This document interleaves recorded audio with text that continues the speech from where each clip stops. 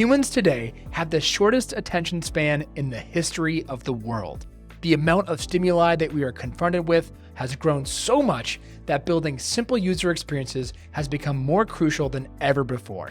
People don't have patience for bad UX. This means that we as UX designers have to be able to simplify information down to the essentials.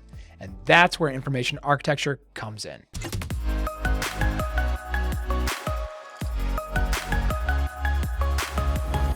In this video, we're going to give you an overview of information architecture, otherwise known as IA. We'll talk about the difference between IA and UX, and go over the 4 components of IA. But before we dive in, and just so you can follow along, once again, we encourage you to download our course materials at kickassux.com under our free UX course page. The link is in the description. Now that that's out of the way, let's get after it. So let's start with an overview of IA. Information architecture is the organization and structure of content and information. The goal of IA is to help people understand what they see, find what they need, and complete tasks. Information architecture connects people to the content they're looking for. Look at it this way. If you wanted to build a house, you call an architect who would create the layout and blueprint. If you wanted to build a website or an application, you call an information architect who would create the layout and blueprint for your app. Information architects create order from chaos. They build systems and structures to organize complex sets of data so people can find what they're looking for. It's all about clearly and logically organizing information. Here's an example of information architecture in the real world. Almost all grocery stores are organized in the exact same way, regardless of the store brand or where the store is located. This is because they use the same information principles and layout. That way, regardless of what store you're in, you feel comfortable and generally know where to find things. For example, you know that you can find milk in the dairy section, which is usually located at the back of the store. Just like you also know that ketchup is located in the condiment aisle. Could you imagine a store where everything was organized alphabetically? Ketchup would be located next to Kellogg's cereal, ham would be next to Hammers. It just wouldn't make sense. At this point, you may be wondering, isn't information architecture the same thing as UX? The quick and dirty answer is no, they're not the same thing. Let's dig into that a bit more by talking about the difference between IA and UX. Remember the definition of UX? It's the process of making a product or service useful, relevant, and meaningful for people. By comparison, IA is the organization and structure of content and information with the goal of helping people understand what they see, find what they need, and complete tasks. When you see those 2 definitions side by side, you can see that IA is one of the pieces that make up UX. After all, how could you make a product useful, relevant, and meaningful if no one could make sense of what they're seeing and find what they actually needed?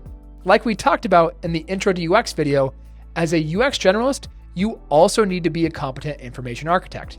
You are in charge of organizing information on screen in a way that is useful, findable, and helps users complete tasks in the simplest way possible. Now that you have a basic understanding of information architecture, let's talk about the 4 main components of IA: labeling, organization, navigation, and search. As an easy way to remember it, don't forget to mow your lawns of information. First, let's talk about labeling systems, or how you represent information. Labels and titles help people figure out whether or not the page, content, link, button, etc. will have the information they're looking for. Using the grocery store example, products like deodorant, shampoo, and hand soap can be found under the label of personal hygiene. Just like Blu-ray discs, TVs, and gaming consoles can be found under the label of electronics. As a grocery store shopper, you don't expect to find Jell-O in the frozen food aisle. That's because the label doesn't match up with how the product has been categorized. People quickly scan labels before reading anything else to figure out if they're in the right place and if it's worth their time. It's best to choose labels that are universally understood and familiar to users. Make sure these labels reflect the user's perspective, not yours. Do your best to avoid using unfamiliar words or words just to make your content seem more interesting. Use what's familiar. Next, there's organization. There are 2 parts to organization: schemes and structures. Let's start with schemes. And no, we're not talking about pyramid schemes or the idiotic schemes of Wile E. Coyote trying to kill the Roadrunner. No, we're talking about how you categorize content and how you establish relationships between pieces of information. Before we go further, there's a fundamental term to understand when it comes to organization schemes, and that's taxonomy. Taxonomy seems like a scary word because no one likes taxes, but that's not what it is at all. Taxonomy is the classification and the grouping of information within a shared information environment. Put more simply, taxonomy is how you name and group similar things into categories. It's how you know that an orange is different than an apple and that a Crips pink apple is a different type of apple than a Fuji apple, even though they might look similar. Let's take a step back and look at taxonomy as one of the pieces that make up IA. If information architecture is the housing blueprint, then taxonomy is the plan for each individual room. The kitchen would only contain items that belong in the kitchen, each bedroom would only have stuff that belongs in the bedrooms, and so on. It's the grouping of things within the same environment. There are many ways to create a cohesive taxonomy. Doing so requires you to understand the needs of your users, the context they're in, and the content you're providing them. What users are looking for needs to make sense in the context of where they're looking for it. Now that you have a basic understanding of taxonomy, you can use that information to determine what scheme to use in your design. A scheme is a method by which you choose to categorize your content. There are exact schemes like alphabetical, organized by alphabet, think about the contact list in your mobile phone. Chronological, organized by date, think calendars. Geographical, organized by location, think Google Maps or Airbnb. And there are subjective schemes like topic, organized based on the subject of the content, task, organized by determining the actions and needs of the users when they come to that content, audience, organized for the different types of people who will be accessing that content, and metaphor, content organized by relating familiar concepts such as folders, applications, and trash like you see in all computers. Great. Now we've covered the first half of organization. Now on to the second half, structures. Organizational structures establish how pieces of information are related to one another. A good structure allows users to easily find the content they're looking for on a site. There are three main organization structures: hierarchical, sequential, and matrix. Let's first tackle hierarchical structures, and holy hell, that's a mouthful. These are also known as tree structures because there's a parent-child relationship between the pieces of information. They start with the bigger categories, parent, and then narrow down into the more detailed pieces of content, children. For example, Apple's website is organized hierarchically. It starts off with all of their main product lines listed at the top. If you click on any of them, you'll see all the submodels related to that category. Next, there are sequential structures, where you go step by step until you reach an outcome. Think of when you set up your smartphone. You had to go through a setup wizard that asked you a bunch of questions in a specific order before you could actually start using your phone.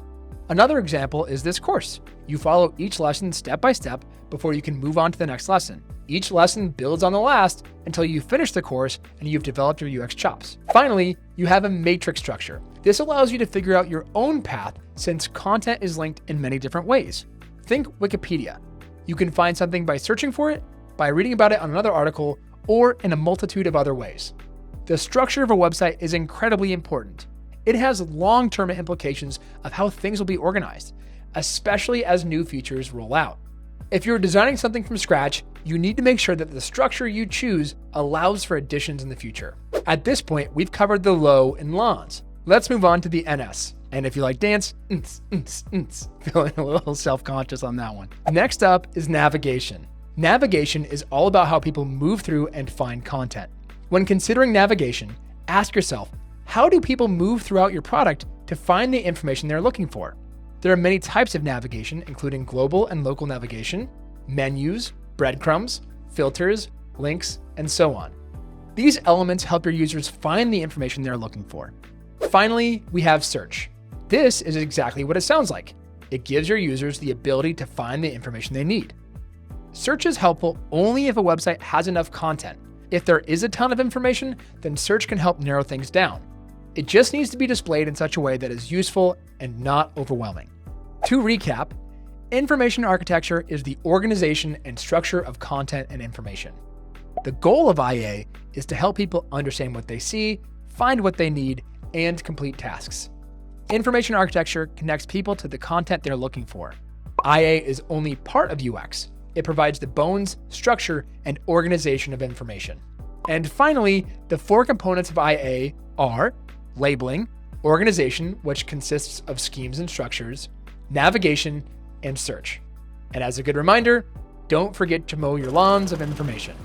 The field of information architecture is vast and complex, which is why there are people who specialize just in IA or a subspecialty of IA, such as search schemas or taxonomy. At this point, you now have an idea of what information architecture is. While this knowledge may be basic now, the more you exercise your UX muscles, the greater your knowledge of IA will become.